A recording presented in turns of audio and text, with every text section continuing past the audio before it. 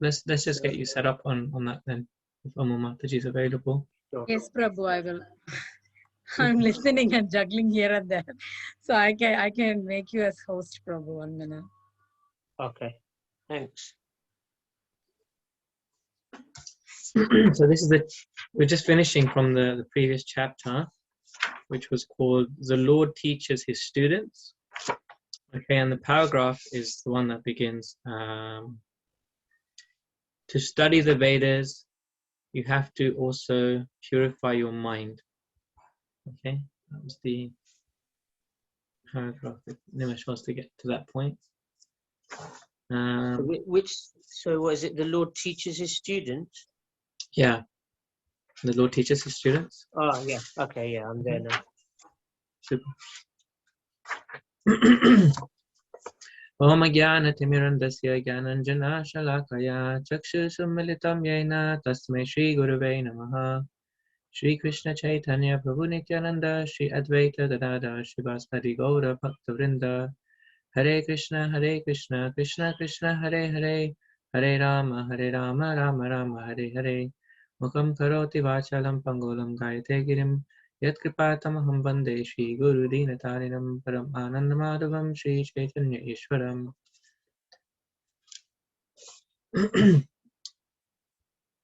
Now, we were just reading about how Chaitanya Mahaprabhu is training his students. He is a young teacher, perhaps around the age of, in his early teens, or maybe 14 or so. And he would teach Sanskrit grammar, poetry, Shastra, Nyaya. Nyaya means logic, and debate. And one thing he was particularly strict about was that the students all would wear tilak. Yeah. So we discussed that a little bit last week. And then he would give certain punishments to his students who didn't wear tilak in the class. He insisted then that the students would wear tilak. So there's just a few short paragraphs left in this chapter before we move to the next one. So I'll start reading. To study the Vedas, you have to also purify your mind with the Gayatri Mantra. Gayatri purifies the mind so we can think more purely about Krishna. And in order to chant Gayatri properly, one first has to chant Hare Krishna, Krishna Krishna, Hare Hare, Hare Rama, Rama Rama, Hare Hare, and get purified. Then one can effectively chant the Gayatri mantras, which then help us to advance further in our Krishna consciousness. Okay, so this last couple of paragraphs have been about the Gayatri mantra. Yeah. So of course, Gayatri mantra is given to the Brahmanas. Yeah. So when someone is qualified to be a Brahmin, they can chant these mantras. So our Hare Krishna mantra is, of course, available to anyone and everyone. Now, this is the unique feature of the Hare Krishna mantra. But the Gayatri mantra is only for Brahmanas, or for those who are already living a pure lifestyle. Yeah, already following the principles of purity. So, in other words, the Gayatri mantra helps one to stay in the mode of goodness. Yeah. So, any questions or reflections on this?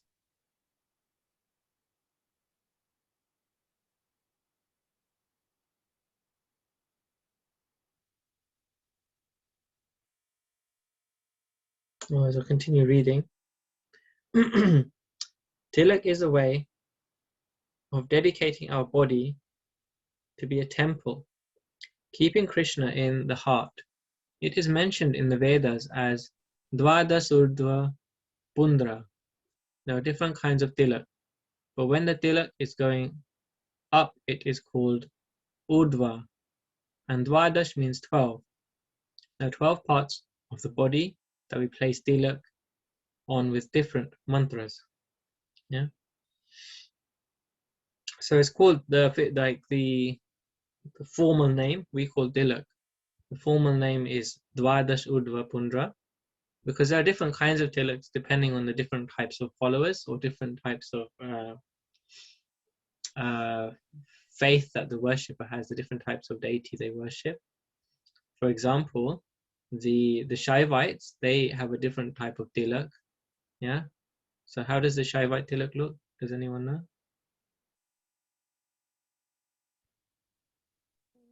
Is it 3 horizontal lines across on the forehead? That's right. Yeah. So that one is also a tilak, and it's not just on the forehead, but they also wear in other parts of the body. Yeah. And so similarly with our tilak, it's worn on the forehead as well as other 12 places in the body are marked with tilak. Yeah. And there's different mantras for each of those markings. So I wonder if anyone is brave enough to share what the mantras are for the tilak markings. Does anyone know? Seems like everyone's hiding from the camera right now. It's just me and Smita Mataji. Prabhuji, only know one because we covered this in the Krishna reading book. All right. Okay, what's the first one? The Om Keshavaya Namaha, and that's on your forehead. That's right, yeah. Om But Keshavaya Nama.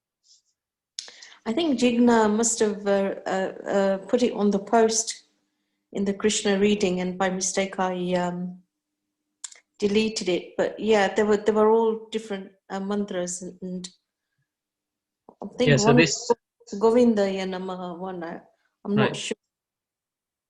Yeah, so that's what makes the body completely dedicated, like a temple. So when all of the parts of the body are marked, that basically is a way of protecting the body. And so that's why all of the different parts of the body are marked with special names of Vishnu, signifying the protection that Vishnu gives.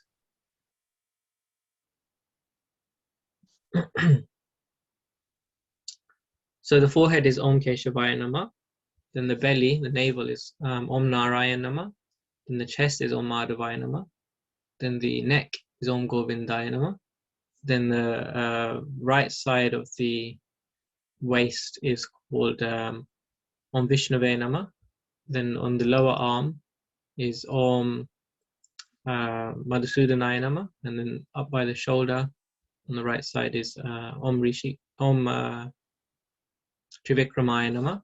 Then on the left side of the waist is Om Vamanaya Nama. Then you have the lower arm on the left side, that is Om Sridharaya Nama. Then Om Rishikeshaya Nama on the near the shoulder of the left arm. Then on the upper back you have Om Padmanabhya Nama, and then the lower back you have Om Damodaraya Nama. And then if there's any chandan that's still left over, then it can be put on the head with the mantra Om Vasudevaya Nama.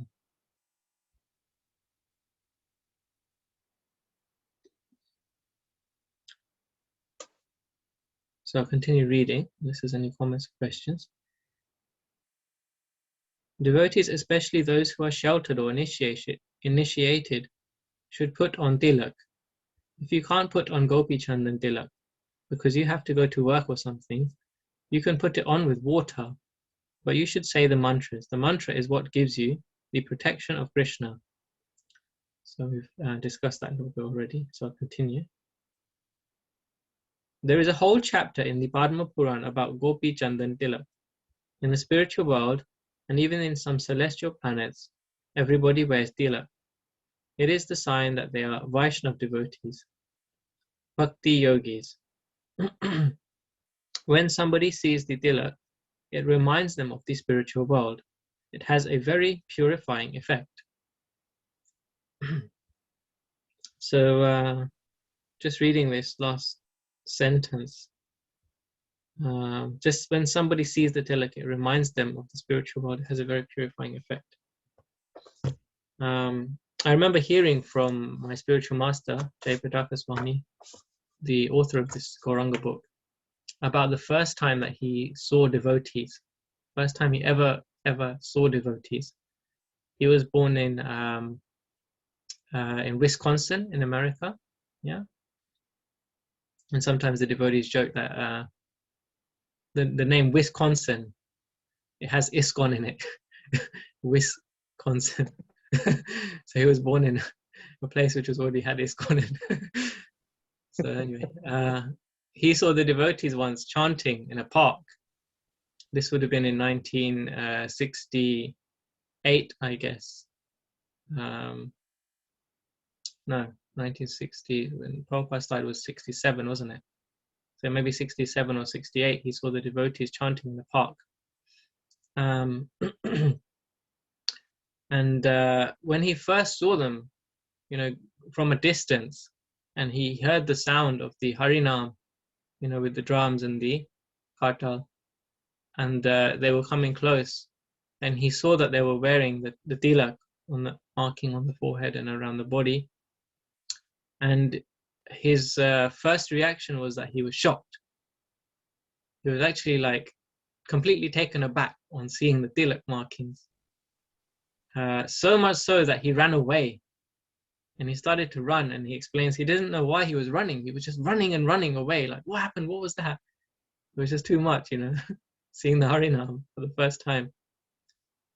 So this was basically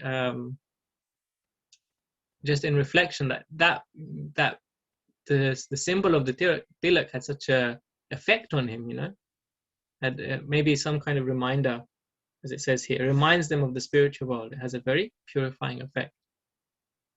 So this was a story that she had told one time about when he first met the devotees. So this is the end of the chapter. So if anyone has any reflections or comments, questions, take them now. We'll move on.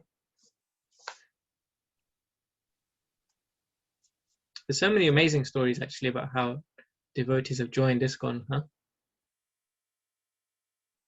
Don't know if anyone else has any they could share or they'd like to share. It's always nice to hear about how devotees first joined. Many of the Srila Prabhupada disciples have really interesting stories.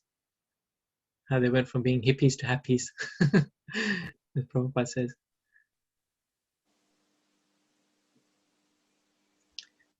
Okay, I'll read this. I think there's even actually a website,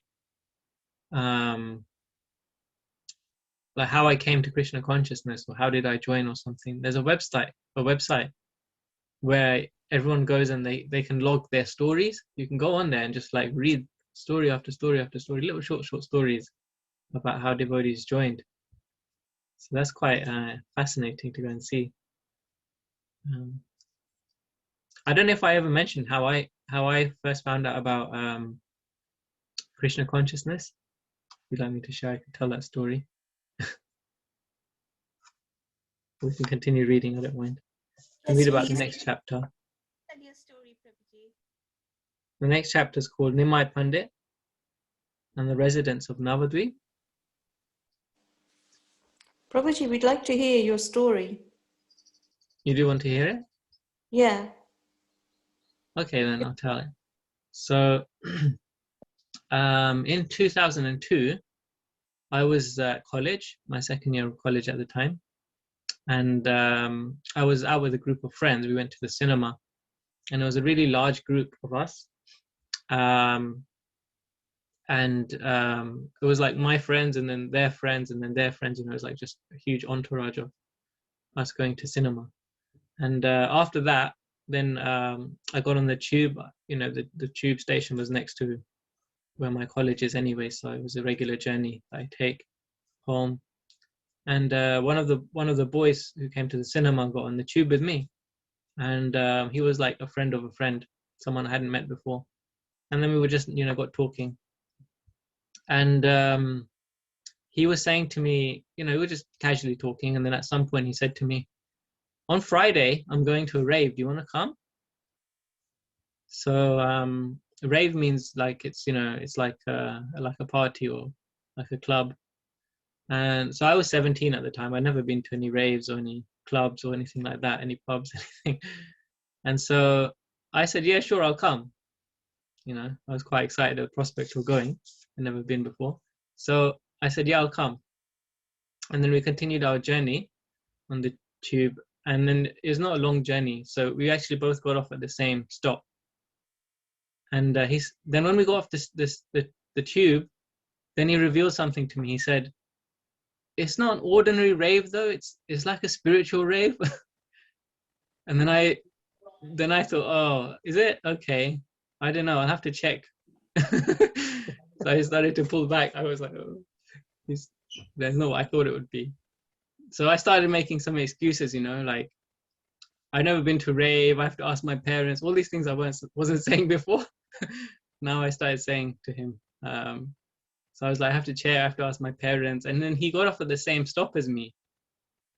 So then we got out of the train station, we, you know, went through the barrier, then, you know, got to the entrance area. We both turned and went in the same direction. And he says, oh, you live down here too? I said, yeah, just, you know, such and such street.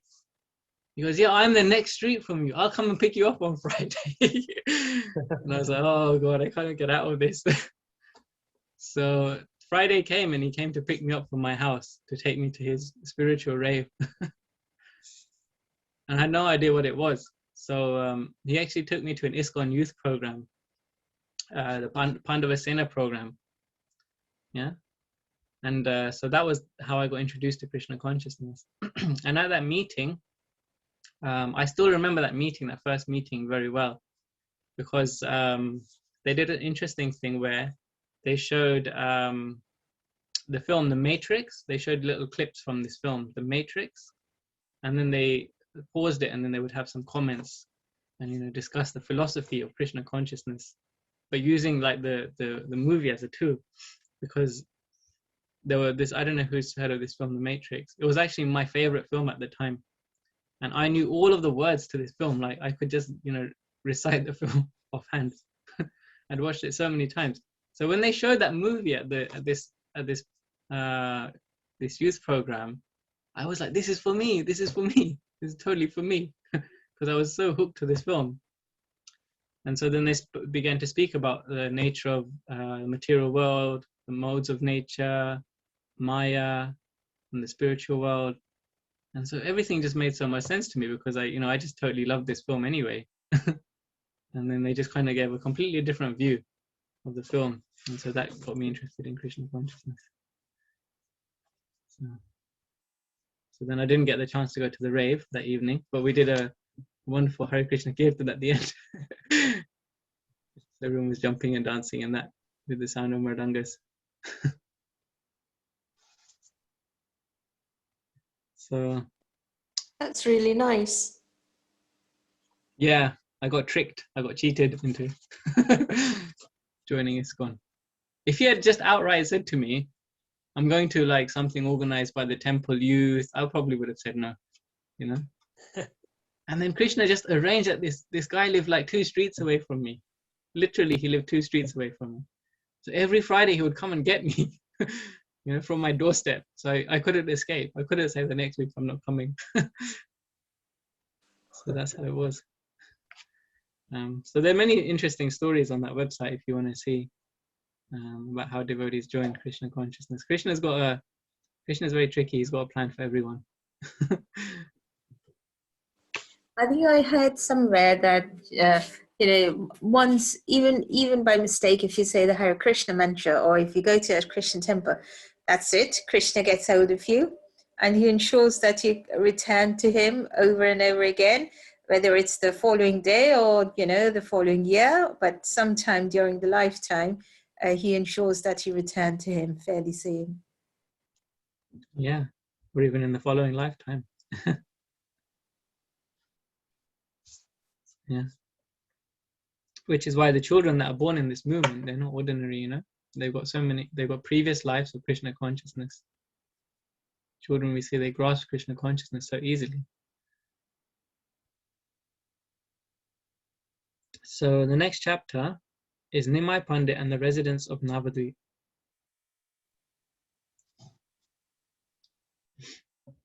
When Lord Chaitanya was known as Nimai Pandey, he would walk around Navadhi town followed by his students. He was the leading scholar of the city, of this scholarship city. Most people didn't know that he was a divine personality, but somehow everybody had natural affection for him. They would say, "Look, there goes the famous child prodigy, the youthful Pandit."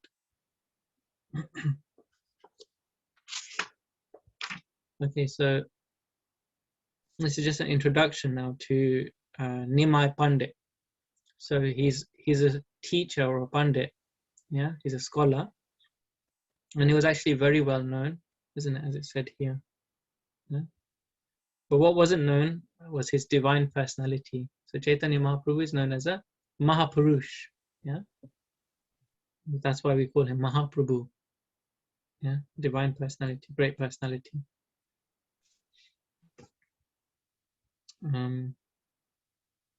And so Mahapurush is a term which can be used also for great saintly people, acharyas, yeah.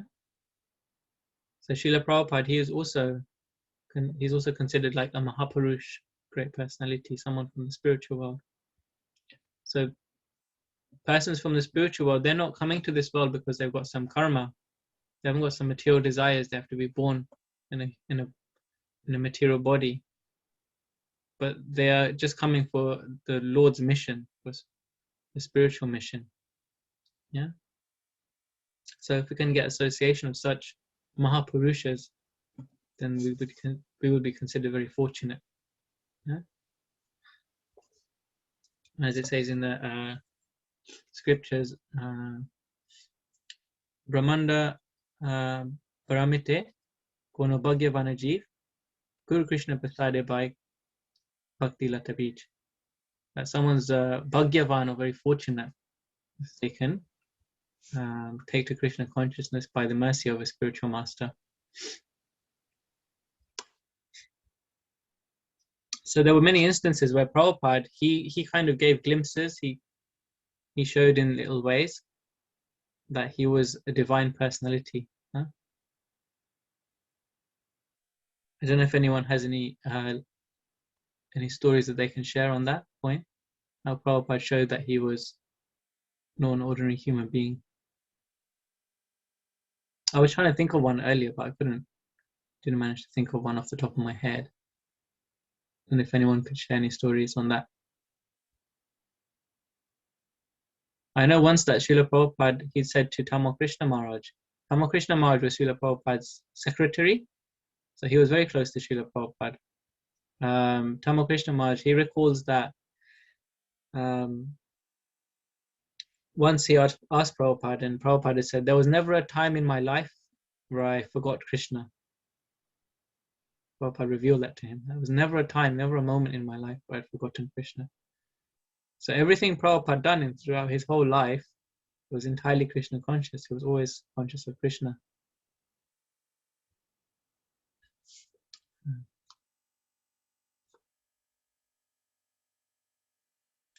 I'll continue reading.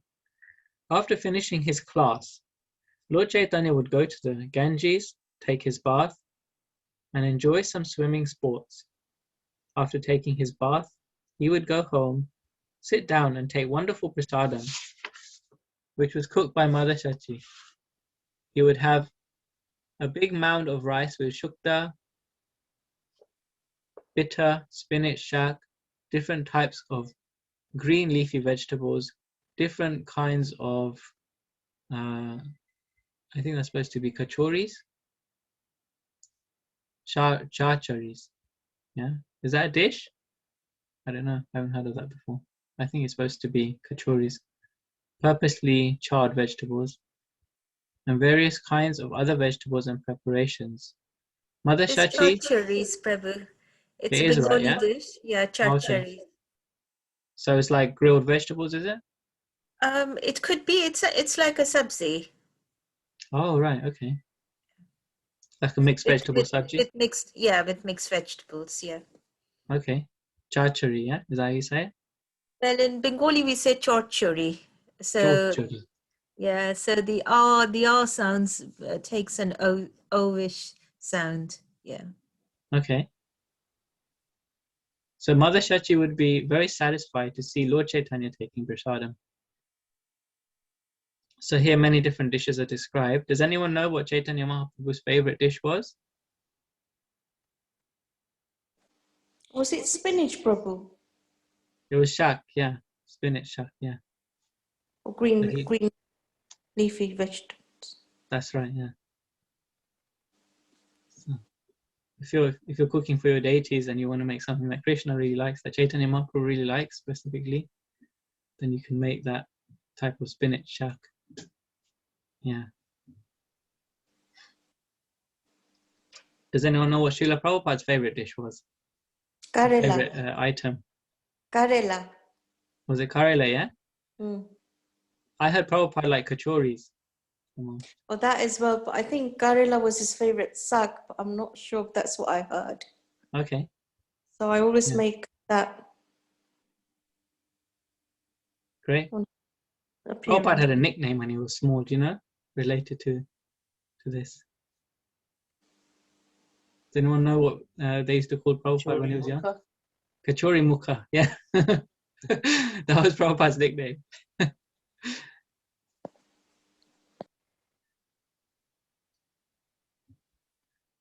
I'll continue reading. I'll just read one more. Then the Lord would walk around Navadhi town with his students, defeating all kinds of scholars in discourses about the scriptures. Yet because of his gentle behavior, none of them were unhappy. Lord Chaitanya gradually collected, literally hundreds of students, although he was only 12 or 13 years old. Even though he was almost fully grown up, his full height was 7 feet tall. He is known as Ajanu Lambita Bhuja, meaning that his arms reach down to his knees when he is standing up. He is very tall and he is very beautiful to look at. He had all good qualities. It's a nice, wonderful description, nice meditation there of Chaitanya Mahaprabhu walking around in Navadhi. Huh? And he has this very gentle behavior. And then as he's walking, there's hundreds of students with him as well. So he's got a huge entourage. Yeah? So Chaitanya Mahaprabhu, he belonged to, he was in the school of Gangadas Pandey, which we discussed last week. I think it was last week or maybe the week before. And Gangadas Pandit was the greatest scholar in his generation. And he also had hundreds and hundreds of students. And he claimed that Chaitanya Mahaprabhu was his best student. Yeah. As we read, that he learned one subject matter every day. So he completely understood one whole subject in one day of schooling. And so he obviously excelled very much in all of his learning. And then also becoming a teacher himself, he had hundreds of students himself. So that's really amazing, huh? And how old was he? It's mentioned here.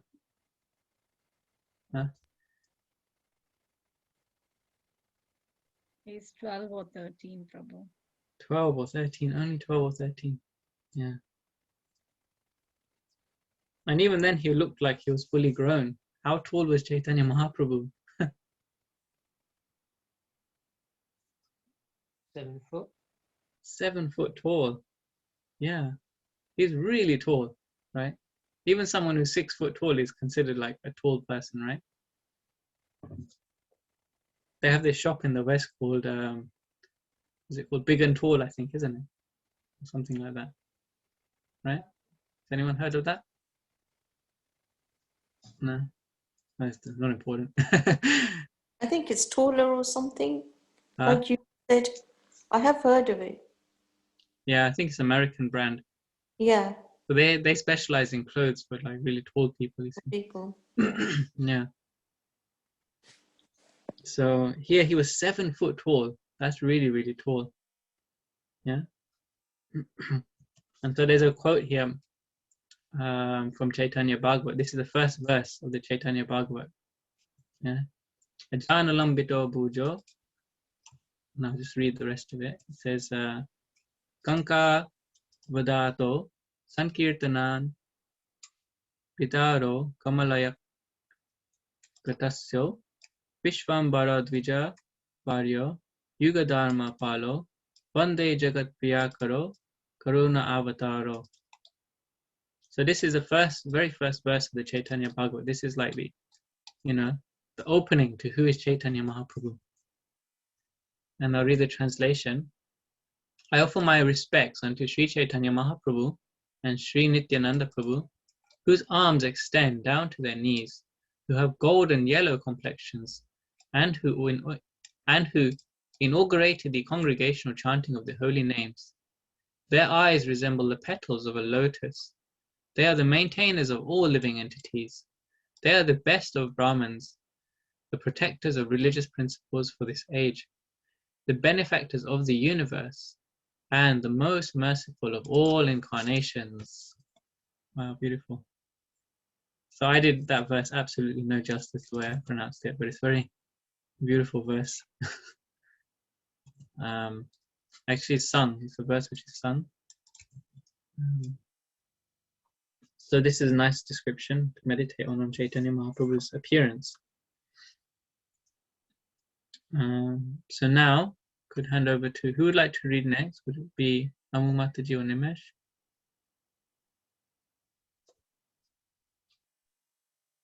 I can go, Prabhu, if at all Nimesh Prabhu would like now. Sorry, I can't quite hear you. I can have a try, Prabhu, but if Nimesh Prabhu would like to have a go now, it's fine. You prefer for Nimesh to read? Yeah, okay. You go Nimesh, do you want to go ahead? No, Okay, yeah, I'll go. I'll read then. Okay. Lord Chaitanya was so expert that he would explain all of the scriptures and the Sanskrit grammar by different types of stories. In this way, Lord Chaitanya would study with his students for about 6 hours a day, and later he would go for a walk around the town with them. Many of them were much older than him, but he was so brilliant. He was the leader.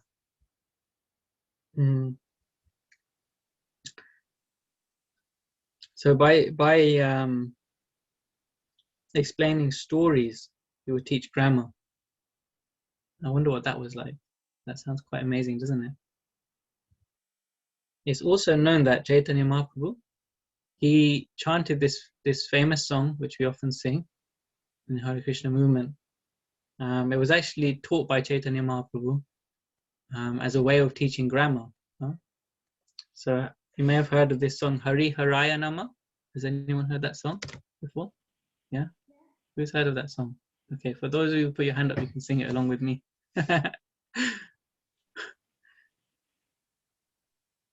So this song, it goes, Hari Haraya Nama Krishna Yadavaya Namaha.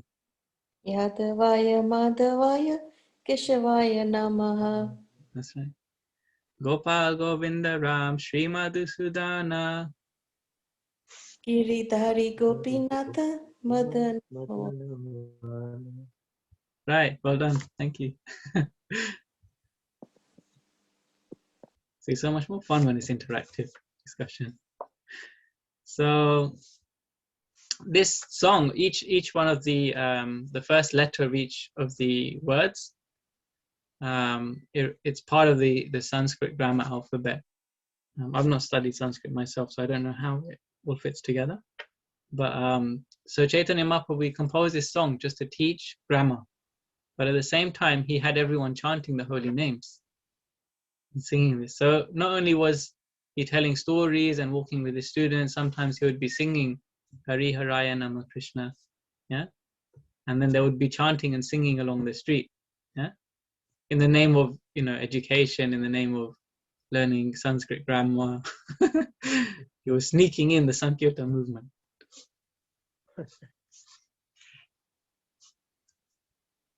About 6 hours a day, it says here.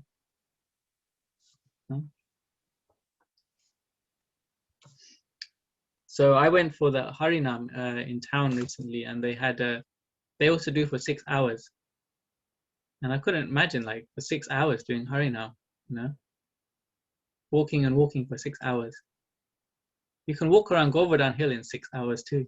It takes significant amount of time, 6-7 hours to walk.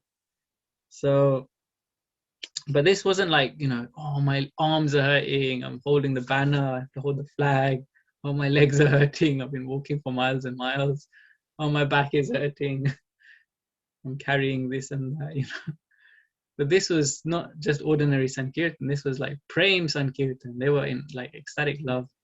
The Chaitanya Mahaprabhu's Sankirtan was Prem Sankirtan.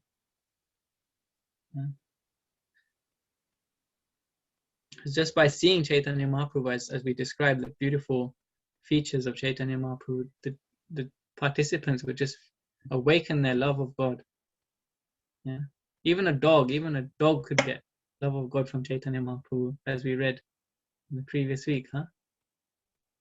So what to speak about chanting with him, something which Chaitanya Mahaprabhu relished so much. And then how he would just give that bliss out to everyone else, how it would just radiate from him. Just imagine for 6 hours a day. And then the next day would start all over again.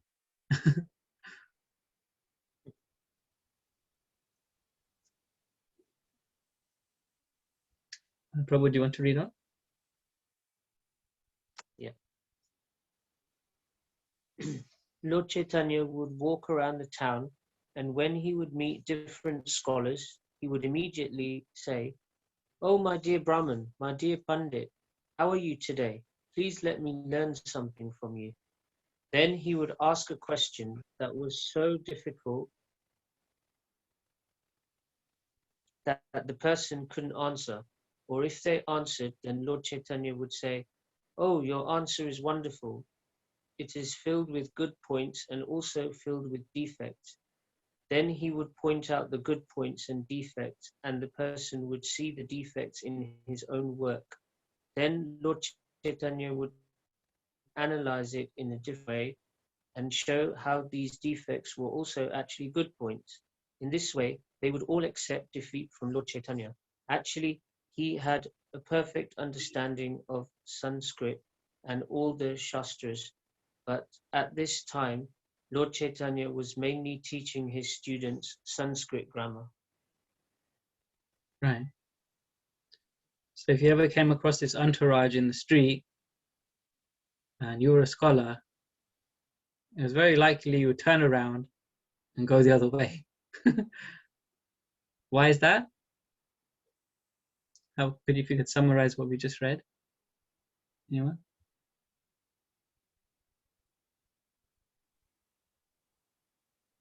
Actually, Lord Chaitanya would go around the town and ask the scholars, the brahmanas and panditas about some topic, and if they answer anything, he would say, yeah, that's good, but there are some points, there is a fault in it, and he would explain. When the scholar says, yes, that could be done in this way, then he would say, no, this could be done in a better way, and this would be the answer for it. And so they would be bewildered whether their answer is correct or not at the end. So in that way, Lord Chaitanya used to have a discussion with the scholars and brahmanas. And this, at one point I heard that they are literally scared to even see Nimai. When they see Nimai on the road as well, they would say, yeah, we can discuss, but not now, maybe later. That's right. So he would discuss in such a way that he would say, these things are not quite right with what you're saying. And then he'll say, why? And then he'll say, but actually, this is a really amazing thing which you said, which he just squashed that argument, and then he will make a new thing out of it. So they would just become so confused, it would bewilder them. Because first he's saying that what you said is wrong, then you're saying what that actually was wrong is actually right. And if you look at it from this point of view, then So he was bewildering them.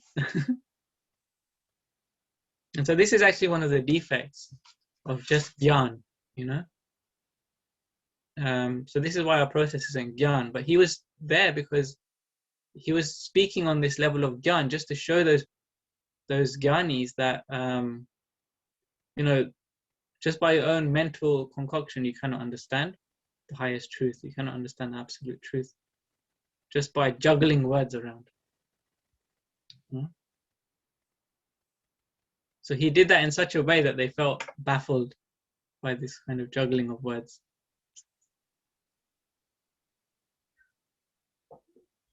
Okay, Prabhu, you can continue. Krishna's pastime was as a cowherd boy, but Lord Chaitanya's pastime was as a Brahmin, which means education, puja, bathing, and culture. Cowherd boy means milk products, calves, forest, and feasts among the kids.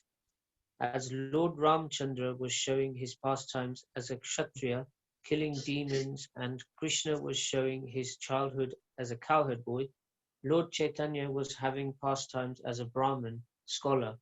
In this way, he was capturing the minds of all the young students. He was very famous for using logic in debate. He could defeat anybody's point, prove their point again in another way, and then again defeat it. That was his skill. So amongst all the youths, he was very popular. Practically speaking, Lord Chaitanya's movement started as a youth movement. Yeah, thank you. So any reflections on this? If you could just keep that up on the screen, Prabhu, so that the devotees can see. Yeah. It just helps everyone to read and discuss. So anyone have any thoughts on this? Reminds me a bit of Srila Prabhupada, that one time Srila Prabhupada was challenging his disciples to basically argue against Mayavad philosophy. Yeah. And so, yeah, then his disciples would say some argument, and then Srila Prabhupada would defeat the argument from the Mayavadi's point of view. And like this, his disciples were bewildered because they were thinking, wow, Prabhupada's convincing us of Mayavad philosophy, but it's just Prabhupada showing how expert he is at this logic and debate. And then obviously then he would again establish the Vaishnav, he would defeat himself, basically, Prabhupada, after that. That's right. Yeah, so Prabhupada had that expertise as well, huh? So he would actually be able to establish bhakti above all other philosophies, above Gyan, Karma, Yoga. So who was the name of that devotee Prabhupada would have the debates with? I forgot his name.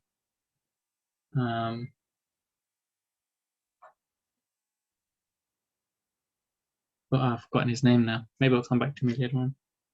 But there was a particular sannyasi, then Prabhupada would have that debate with him about, science versus spirituality.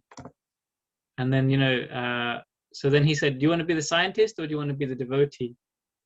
And then the devotee thought, I don't know why. I don't want to debate with Prabhupada,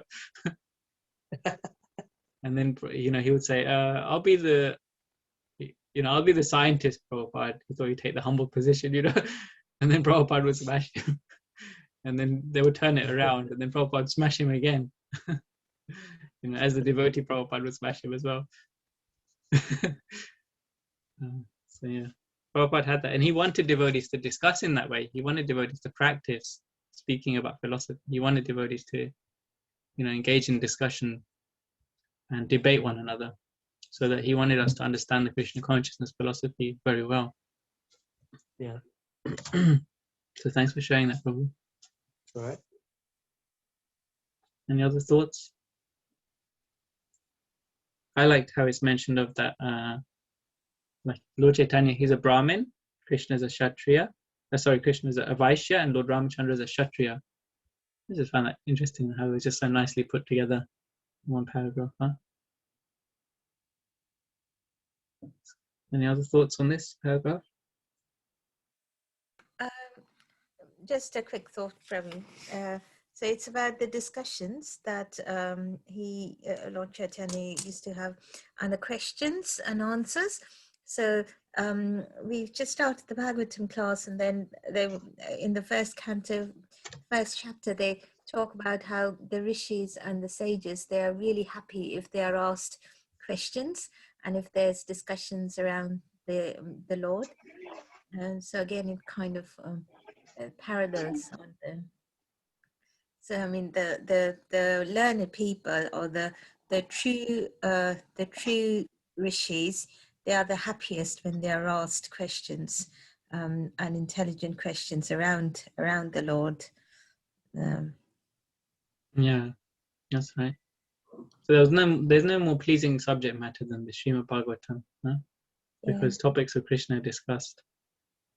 In this case, in this Leela, Chaitanya Mahaprabhu, he's acting as a logician. He's acting as a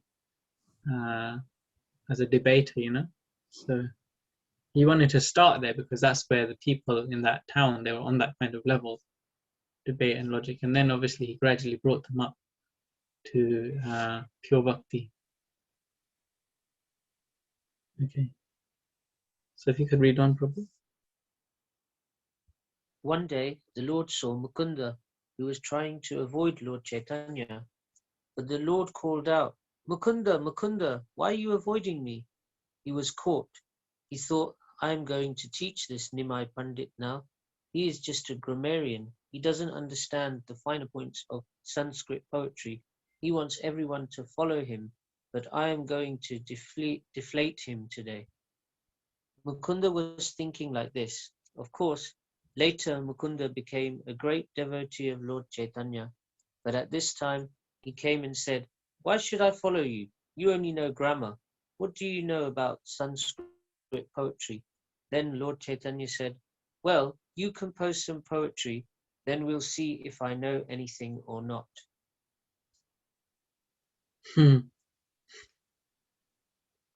Okay, so when introducing a new personality here, who's known as Mukunda. Yeah. So has anyone heard of this personality, Mukunda, before? Huh? Is he the one mentioned in the Gaurarti? Yeah, that's When they right. say Sanjay and Mukunda. That's right. So there are three brothers, huh? And Mukunda is one of them. So there are three Ghosh brothers, isn't it? So one is Mukunda, one is who was the other two? I know Vasu. there's Vasudev Ghosh. Vasudev Ghosh, yeah. The other one in the Sanjay Ghosh Gaurarti as well. is Sanjay. Yeah, so But I don't Sanjay, know Mukunda, and Vasu Ghosh. So they were like the singers in the Gaura Arti. So that's where that line comes from. Sanjaya Mukunda Vasu Gosha Digaya. Yeah. So Mukunda was actually already a great devotee. Huh? He was like born in a merchant family, in a Vaishya family. And he really wanted that, you know, in his heart, he was a devotee, he really wanted Vaishnavism to be spread. Yeah, but he was obviously restrained because of all this Brahminical culture, or not culture, but caste culture, caste consciousness, rather than Krishna consciousness. So, you know, he really, and then Chaitanya Mahaprabhu, Nimai Pandit was at the forefront of all of that. So all of these Pandits were around already, and then Nimai, he was like leading the way practically. No one could defeat him in debate. So this is how Mukunda felt, right? And so what was he thinking, as we just read here? What was his? What did he want to do? His desire. He said that Lord Chaitanya is only good at grammar. He doesn't know anything about the poem, Sanskrit poetry. Yeah, that's right. So he wanted to show Chaitanya Mahaprabhu up. Okay, so let's read on what happened in the story then. Then again, the same thing happened. Mukunda made a verse, and Lord Chaitanya completely dissected it and pointed out the good and bad points. Then Lord Chaitanya started speaking so much other poetry. All of his students started laughing, and Mukunda turned red. Lord Chaitanya said, "Why do you just consider this one thing? We can meet tomorrow and discuss some more poetry." And then Mukunda was thinking, if he was a pure devotee, if he was not so much into this scholastic pursuit, then I would stay with him all the time. Right. If you could also read the next one as well. Then he saw Gadadhar. He called out, "Gadadhar, it's been so long. Why are you hiding?" Then Lord Chaitanya asked him, "Please, I have just one question. Could you tell me what is the meaning of mukti? What is the meaning of liberation?" Right. So this was Chaitanya Mahaprabhu's daily activities, huh? He'd go out and look for argument. He'd go out and make arguments with people about Vedic philosophy, right? Or poetry or grammar, yeah? And whatever subject it was, you know, he would defeat them. And then he would defeat himself. And then he would again defeat that. So like that, all the devotees, they were praying, actually praying that, you know, if he could just be a devotee, if Nimai Pandey could just be a devotee, then he could really establish Vaishnavism. So the interesting thing is that even though he was God, even though he was the Supreme Lord himself, even though he was able to so expertly, like debate in this way, still those Vaishnavas, they weren't shaken. This is an extraordinary thing. And even though he was such an attractive personality, as we read, still he wasn't able to shake those Vaishnavas from their faith. They were really, you know, staunch devotees. They didn't know that he was the Supreme Lord, Krishna, speaking to them directly, face to face. He came as a hidden avatar. So they didn't think, oh, I'll just join him, you know, he's such a wonderful person. No, they thought, you know, if only he was a devotee like us. They didn't leave their vow of being a devotee. So this is the greatness of these personalities, like Mukunda and Gadadhar. So Amu Mataji, would you like to read next? If anyone has any comments or questions or reflections, just feel free to ask. Don't be shy. Yes, Prabhu. Lord Chaitanya would very humbly, very nicely come up and just ask a seemingly very simple question: what is liberation? But everyone knew that any question by Lord Chaitanya was loaded. He had a great sense of humor. It was very sweet how he behaved with everyone. And he had complete control of every situation. Just like Krishna was enjoying with a cowherd voice, Lord Chaitanya was enjoying walking around the town with his students. So he was charming, you could say in one way. He had a certain charm about him, a certain attractiveness, you know, sweetness in his questioning.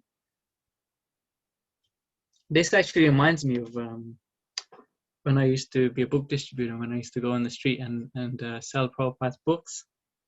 So one devotee he was training me, his name was Tarun Krishna. He was a Sankirtan leader at ISKCON London. And there was another devotee who was training me later on. His name was Vishwamba Prabhu. He's the director of book distribution in the UK. And it just reminds me of this one thing he taught me. And it just relates to this very well. He said you go in like a needle and you come out like a plow. He gave me this principle. What does it mean? So when you're going to approach people in the street to give them Krishna consciousness, you just go in like a needle. A needle is very small. You cannot even notice it. Huh? So you go in a way that, you know, it's just, it goes very deep. A needle goes very deep. But it's hardly noticed. No one can see a needle, you know, amongst so many things. Right? So he says you go in like a needle and you come out like a plow. So then, you know, you're taking someone from having no sukriti, no bhakti, and then they're going home with the most transcendental literature. They've become a transformed person. So he would teach me book distribution in that way. It just reminds me of when we were reading this, and Chaitanya Mahaprabhu would very sweetly go and, you know, ask a simple question: what is liberation? You know, and then he will have a whole debate with them. You know, just from, you know, generally if someone asks you, you know, a simple question on the street, you know, just stop for a moment, politely give them some answer, you know, and carry on. But Chaitanya Mahaprabhu's intention was different. He wanted to start a whole debate, a whole discussion, a whole argument with you from the sweet beginning. Of course, when we distribute books, we're not going there to debate and argue with people. We're just going to present Srila Prabhupada's teachings. So some of these book distributors, they would have different mantras they use to distribute the books. They would use phrases or words to just, you know, catch the attention of people. That mantra they would repeat it, one person to the next to the next. No, just so they teach this in the book distribution training programs, what to say to people when they're approaching. You know, have you got something in your hand? And then they look at their hand, and there's nothing there, but you put the book in the hand, and then they think, "Oh, what's this in my hand?" So a very sweet and simple way of, you know, give me your hand, and then immediately they have the book already, and then they're already looking at it because they're looking at what's in their hand. So like that was a mantra. Then you go to people, one to the next, ask, "Have you got something in your hand? Have you got something in your hand?" And they look, and then the book is there. So in like a needle, out like a cloud. So Chaitanya Mahaprabhu would personally do that. He would go and ask little questions.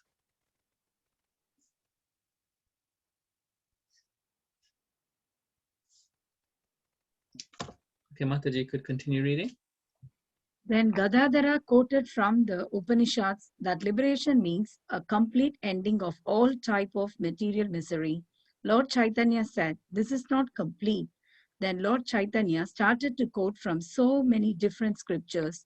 Gadadhara started thinking, he never studied all these scriptures. How does he know every Vedic scriptures, every Vedic literature? I only know the name of the scripture, but I can't even find the manuscripts. How can he recite slokas and verses from every one of these? I don't remember that he ever studied these. How is that humanly possible? So who is Gadadhara Pandey? He's been introduced now. He is Radharani, isn't it, Prabhu? Incarnation of Radharani. That's right. He's Srimati Radharani, and he was born also in Navadhi, just next to Chaitanya Mahaprabhu's home. Or in other words, he was the childhood friend of Chaitanya Mahaprabhu. So since childhood they would play together. But Nimai became like, you know, this childhood prodigy, as it says. He became like this big scholar, you know, from a very young age. Whereas Gadadhara, he became, you know, a simple Vaishnava. And so they were seemingly like worlds apart, isn't it? From this childhood exchange, we can see. And so how is it that Chaitanya Mahaprabhu, he knows all these scriptures? He is the master of all Vedas, no doubt. Right. So they would all wonder, how is it that he knew all this? They are his words, aren't they? They're his own words. That's right. That's another nice answer. Thank you. Anyone else? So Krishna also establishes this in the Bhagavad Gita. Oh, Nimesh Prabhu, you were going to say? Yeah, he's the source of all the Vedas. In Bhagavad Gita, he says that. Yeah. So Vedanta Krit Veda Evachaham, Krishna says in Bhagavad Gita. Yeah. That he is he's the knower and the origin of the Vedas.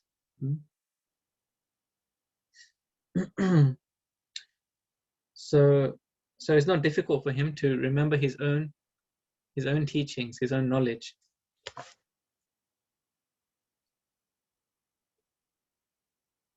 Mataji, if you could continue. Yes, Prabhu.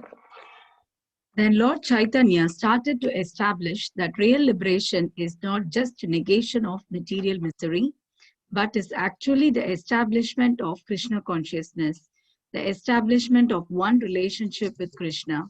Complete liberation means not only material misery negated, but positive spiritual ananda, Satchidananda Vigraha, when full blissful knowledge is realized.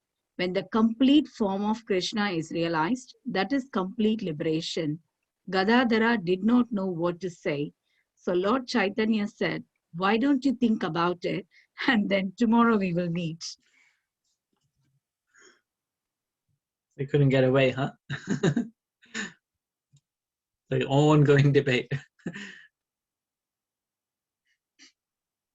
So now there's two very important points here that I've made. So what are those?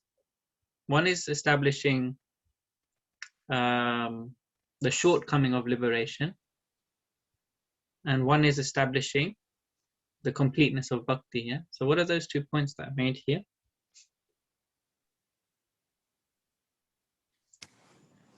It's just liberation doesn't necessarily mean renouncing all material things.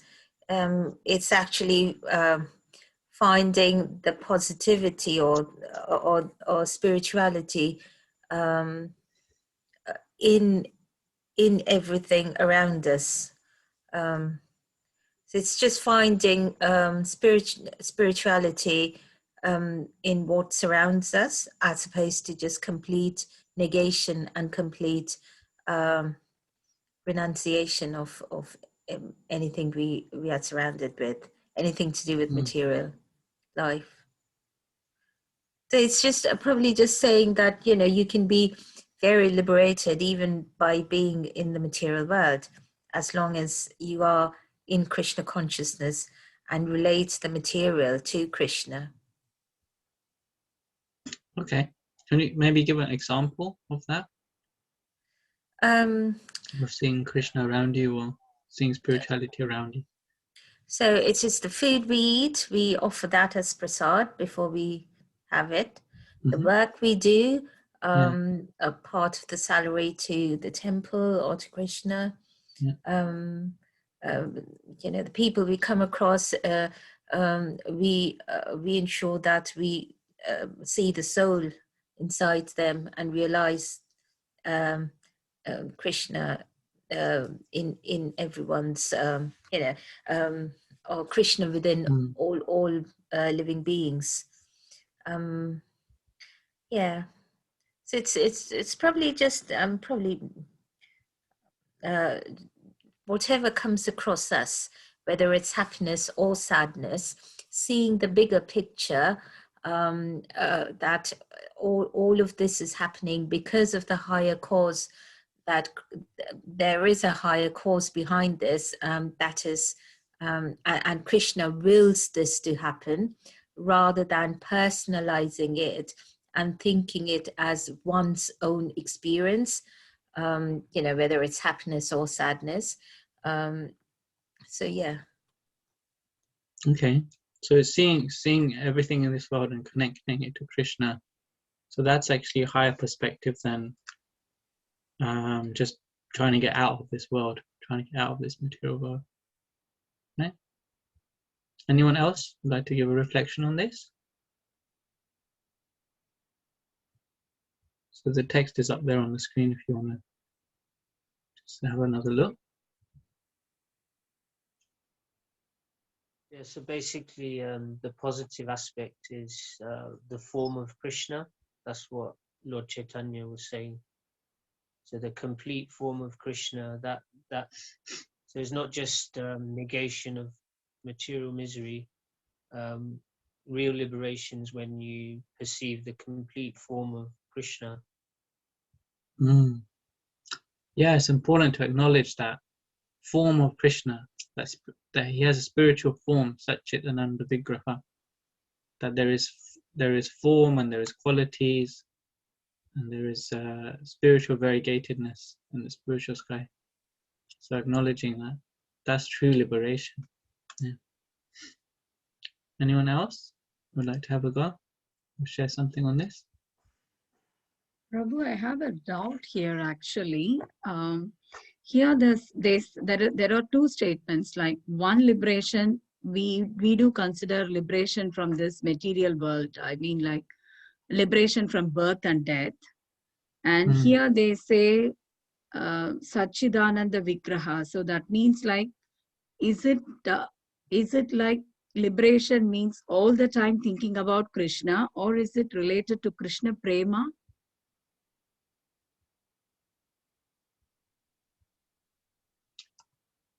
When I read this, the way I understood it was that when one desires liberation, it's different to desiring Krishna. Desiring liberation is one thing, but higher than that is desiring Krishna. And desiring Krishna means to understand that Krishna, as he is, Satchidananda Vigraha. Not just that Krishna is God, that he's a sweet personality, but actually understanding what is his transcendental position. That's higher than liberation, because otherwise liberation, if someone just wants to be liberated, it means that they just want to be free from birth and death, just want to be free from miseries. Yeah, Krishna is there as well, great, but I just don't like this world. If that's the initial motivation, then that's not considered really spiritual. So therefore it's said that liberation in itself is like a material desire. Spiritual desire means I'm attracted to Krishna, because I'm attracted to him, Satchidananda Vigraha, Krishna. So this is really what Krishna consciousness is higher than liberation. It's higher than liberate. The word liberation just means to be free from. So just being free from material nature doesn't necessarily mean spiritual. Because it's still based on material conception. I only have a conception of this world, and I don't like it. I want another world. Whatever that other world is, fine. I just don't like this world. Does that make more sense? I don't know if I answered the question. Yes, Prabhu. So is it all right to desire to go to Goloka Vrindavan, Prabhu? Is that also considered as a desire? But it's what's more important than this desire is the motivation. Why have the desire? Yeah. Do we want to go there because we just don't like this world? Or do we want to go there because we just love Krishna so much? This is the thing. So we'll only really get there if we love Krishna. So we have to have this ekantika bhakti, the single pointed desire to love Krishna. And that's our entry ticket. Thank you, Prabhu. So in the beginning, it's like that. When we hear about the spiritual world, you hear about the material world, how miserable the material world is, how beautiful the spiritual world is. The desire is already there that I want to go to the spiritual world. I want to be liberated. But then, gradually we have to become Krishna conscious. We have to become conscious of this beautiful personality, Krishna, and love him. And that will be our ticket to the spiritual world. Prabhuji, I've got a question on the back of that. So when you said desire Krishna, how would you define desire? Is it just love or love and serving? Yeah, so we have to have what Prabhupada, Bhakti Yoga, Prabhupada translates Bhakti Yoga as? What does Prabhupada define? How does he translate Bhakti Yoga? Servant of the, is that the one, Prabhu? So when Servant of the Prabhupada, servant. when there's a written in the Sanskrit Bhakti Yoga, Prabhupada writes translation as? Love. Devotional Love. service. Devotional service. Yes, Prabhupada will write devotional service. When he translates the word bhakti, many times, if you read other scholars or other philosophers or whatever, they will translate as love. But Prabhupada, he uses a specific term, devotional service, 2 words, devotional service. So you cannot have love without service, and you cannot have service without love.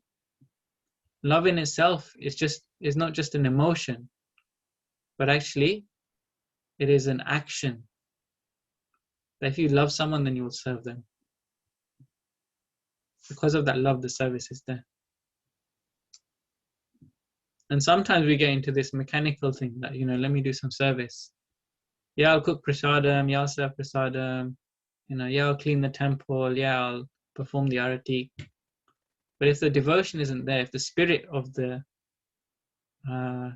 service isn't there, then it's not complete also. So this is why devotional service is, bhakti is a high thing. There's a complete change of consciousness. But Chaitanya Mahaprabhu, he makes it very easy for us. By chanting Hare Krishna, we can develop that love, that devotional service easily. That's how we change our consciousness. Is that okay? Yeah, thank you.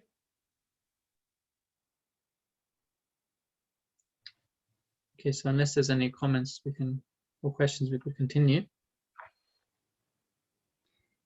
There was no shortage of great scholars in Navadhi, but even as a young man, Lord Chaitanya defeated everyone. He would ask someone different types of questions, and the person would be perplexed and would say, "Long live Nimai Pandita, you are a great scholar." In this way, he exhibited a very kind, mellow mood. He was not harsh at all. Here, they're like indirectly, because their appreciation was scholarship. So him being the greatest scholar, they appreciated him for that scholarship that he had, that Chaitanya Mahaprabhu had. So actually, indirectly, they were glorifying him. He's a supreme personality of Godhead. And although the people were not God conscious, they were not inclined to wanting to love and serve God. Because they were glorifying him indirectly, they were getting benefit. Just like we say when someone chants Hare Krishna, even ignorantly or passionately, or jokingly, in whichever way, somehow or other, if they chant Hare Krishna, they're benefited. So here, these residents, they were benefited because they saw Chaitanya Mahaprabhu every single day, and they glorified him without realizing he's the Supreme Lord. So like that, they were getting so much sukriti. Long live Nimai Pandey, you are a great scholar, they would say to him.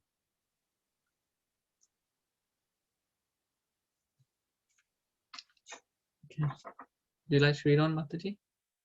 Yes, Prabhu. Then all the people were saying, "Well, obviously he is a devotee, but this is not pure devotional service. This is getting into Vidya, simply knowledge, education, and philosophy.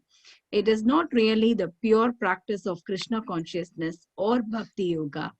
They would be praying, "May Krishna bless this Nimai Pandita to become a devotee. If he becomes a pure devotee, then it will be very great for the whole of the humanity." Yes, so maybe you could read the next one also. Sometimes the elderly people would meet Lord Chaitanya in front of his students and would chastise him. They would say, "What is the use of all these materialistic learning and all these big shows and scholastic pursuit without pure bhakti for Krishna? You should simply surrender unto the spiritual master and preach pure God consciousness. Krishna consciousness is the real spiritual practice, nothing else." So any thoughts on this now? Any reflections? So there were two groups here in Navadhi. One group is the group of scholars, and they would glorify him. They would say, "Yeah, you're the greatest, could defeat everyone." So they were getting benefit in that way, because they were glorifying him indirectly without knowing he's the Supreme Lord. And the other group is the devotees, and what mood did they have? Bearing in mind, they also didn't know that he was the Supreme Lord.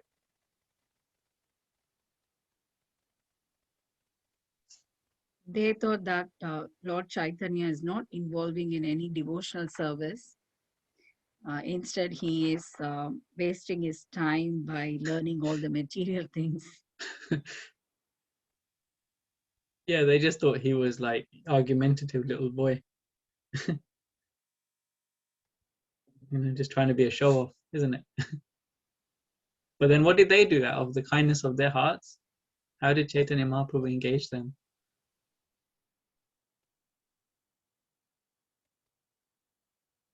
They prayed for Lord Chaitanya that he'd become a devotee.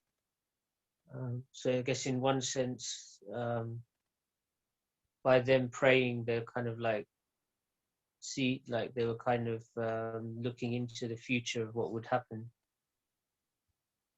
Yeah, they would pray for him, that's right.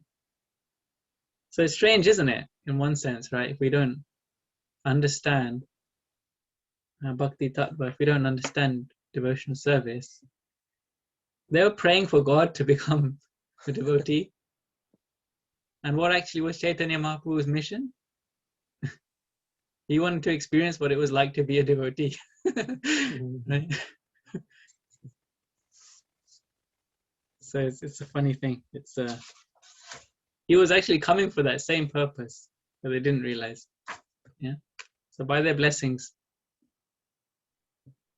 he became a devotee. This is why it was so mysterious that this is why he couldn't be suspected or detected to be a devotee, because all these devotees, they were praying that Krishna, you please make Nimai Pandey a devotee, and then he became a devotee. Krishna, you've answered my prayers. He became a devotee, not knowing that it wasn't their prayers. That God himself incarnated just to be a devotee.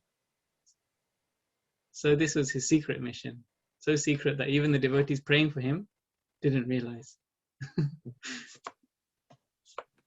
So Prabhuji, when did they actually realize that he was Krishna himself? Was that much later? Yeah, let's see. Who knows the answer to this question? When did the devotees realize that Chaitanya Mahaprabhu was Supreme Personality of Godhead? In general, because we've already read some devotees have found out. Yeah, so certain devotees knew earlier, but in general, this group of devotees in Navadhi, when did they find out? Later, Lord Chaitanya would completely involve into Krishna consciousness, and then he would be showing his love towards Krishna, that he would faint on the road whenever he hears the name of Krishna. And then later he would be showing his avatar rupa as well to some of his personal associates. And then but that is kept confidential actually, even though he showed his form. But I think because he was always in thinking about Lord Krishna, then later it was known to everybody, I think. Yes, that's right. So he went from being a scholar to being a devotee. Then he was mixing intimately with the devotees. Specifically, he was at the house of Srivas Thakur, which is where, like, that was like the hub for all the devotees in Navadhi, Srivas Thakur's house, Srivas Shangan. And there, in that intimate group of devotees, he revealed the Mahaprakash Leela. So Mahaprakash is a manifestation, the great manifestation, isn't it? It's kind of, you can translate that way. So he manifested himself as God, as Mataji said. And actually we sing about this every single day in the Gaura Arti, because this Gaura Arti song is all about Chaitanya Mahaprabhu revealing himself as God. Such to the extent that Shiva Sukha Narada Preme Gada Gada, even the demigods would come and they would sing in the kirtan and they would glorify him in the kirtan. So Lord Shiva, Narada Muni, Sukadev Goswami, yeah, even Lord Brahma, he was offering the chamara in the arati. So, so that's when it was revealed, but to an intimate group of devotees in Navadhi. That means the wider group of people, all the other people, they did not know him to be the Lord. They, right till the end when he disappeared, right till his last day, they always thought that he was a devotee and not the Lord. So apart from his close group, nobody else knew about him, the real him. So then after that, more and more people became devotees. Not because they knew that he was God, but because the Sankirtan movement was spreading. Because he came to spread the Sankirtan movement, more and more people became devotees. So they were very attached to him, very attracted to him. Okay. Thank you. Yeah. So eventually the whole of Navadhi, they were like basically worshipping him. They didn't want him to leave when he took sannyas. So that's a big story in itself. So we're at 9 o'clock already. Wow, that's gone quick. So anyone have any last thoughts or reflections? Something which you learned or something which you liked in this evening's reading? It'd be lovely to hear from you. I haven't heard from everyone who's joined this evening.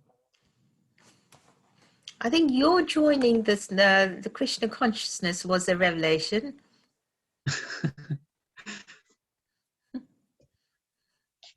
And that was quite that was. I mean, I would never have thought that you actually joined like that. So yeah, True story.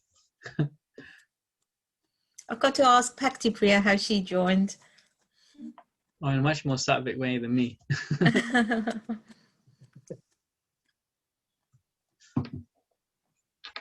Even I thought that you are brought up in Krishna conscious in very young age. I mean, like from childhood. It was surprising for me that you joined in your college. Yeah, so up to this level. Yeah, to some extent, because I've been going to the manor since I was a baby. Actually, my mom tells me that even when I was in the womb, she would take me she would go to the temple herself.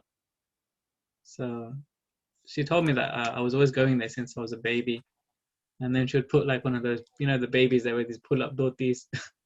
And then she would say that I would dance with all the brahmacharis in the kirtan. So, but that didn't last very long, because when I got to my teens, I stopped doing. And then Krishna pulled me back somehow. I heard from some of the devotees as well, Prabhu. They used to say, Krishna is a catching God.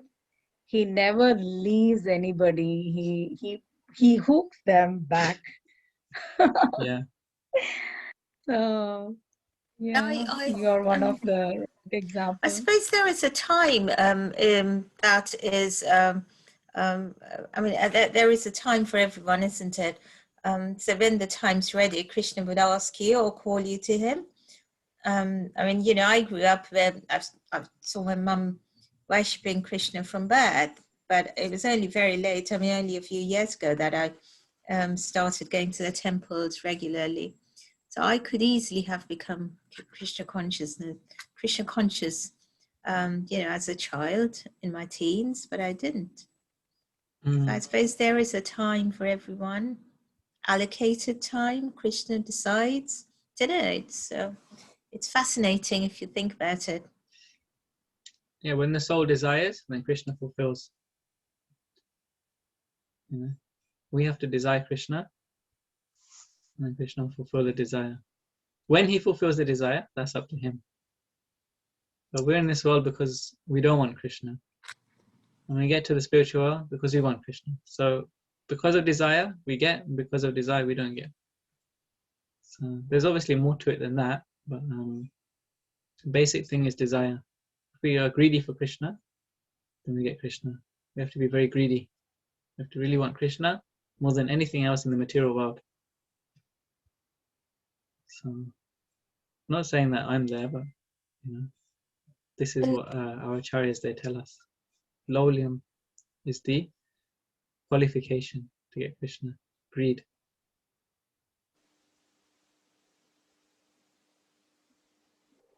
Anyone else would like to share any reflections or? I would like to share a reflection, but I just want to then just out of, so at what stage did you want to then decide that you wanted initiation? And then how did you meet your Guru Maharaj? But then I'll tell you about my thingy. What did you say a minute ago? My thing. When we were singing this Hari Harai number, that brought back memories for me because I used to sing that in my teenage years. Oh, okay. So Yeah, Hari Haraya Nama Krishna Yadavaya Nama. Yeah. So this is one of the kirtans which we sing in the temple, yeah. Yeah. I think I'll save that other story for another time. Okay.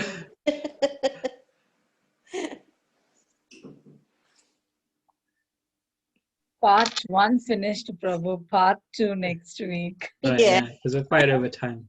And as you know, I talk too much already, so. So that's enough from me. I wanted to hear your reflections, realizations. So unless anyone else wants to share anything, now's your chance. It'd be lovely to hear from you. Otherwise, we can close the meeting, and then next Thursday we'll continue Gauranga book reading. I'm still hoping that we get the copies coming through the mail. I don't know where they are. They're just like in the customs house in Bangalore or somewhere right now. I don't know. Let me just. Why is I customs don't know why it's holding taking books? so long. Yeah. Sorry. Because of the Why is COVID. customs holding books? I mean, books are books. I mean, they are not. Yeah, I don't know. I've only got this tracking code, and then I've got a contact who's finding out. And I, if it was up to me, I would just have them here right now. Yeah, it just says clearance in progress, Bangalore KA. And I'm just keep asking every day like what's happening with the books. So I'm not able to say anything more than that. I mean, I've got the tracking code which I can share with anyone, then you can just see the updates for yourself. That's basically what it says. It doesn't give much more information than that. It just says it's in progress. So I'm really sorry. I can only apologize for this. I don't know why the books have not been dispatched from India. I mean, we can actually see on the screen, can't we? So we can read along. We can read with everyone. So that's Nimai is giving us fine. that facility. Yeah, that's really wonderful. But yeah, I imagine it must be a bit frustrating because you want to have the books. It's nice to have the book and you can read ahead, and and when it comes to discussion, then you can have an idea already of what's going to be discussed, or you can have some thoughts ahead of time. I wonder how many are doing that for the Krishna book reading. The only other thing is if you get the Kindle app on your phone and just buy it on Kindle. Yeah. Yeah. You took that initiative and just bought it yourself. Yeah. Do you have a link for it or something, like just to make it a bit easier for anyone who wants to? Yeah, I'll send it to you, Prabhu, and you can send it to everybody else. So that's the link for the Kindle book, yeah? We've got that. Okay, yeah. Super. Yeah, I can share that out if anyone wants it. Just ask me afterwards and I'll forward it on from Nimesh. We're getting a little bit over time now, quite a bit over time, so we'll wrap up. Just thanks again to Amu Mataji for extending her time so she can facilitate the meeting for us. Thanks very much, Mataji. Pleasure, Prabhu. Thank you so much for this wonderful session. Pleasure. Shri Chaitanya Mahaprabhu ki jai. Jai. Thank you, Prabhu. Hare Krishna. Hare Krishna. Hare Krishna. Hare Krishna, everyone. Bye-bye. Hare Krishna, everyone. Thank you. Hare Krishna. Hare Krishna. Hare Krishna. Hare Krishna. Hare Krishna.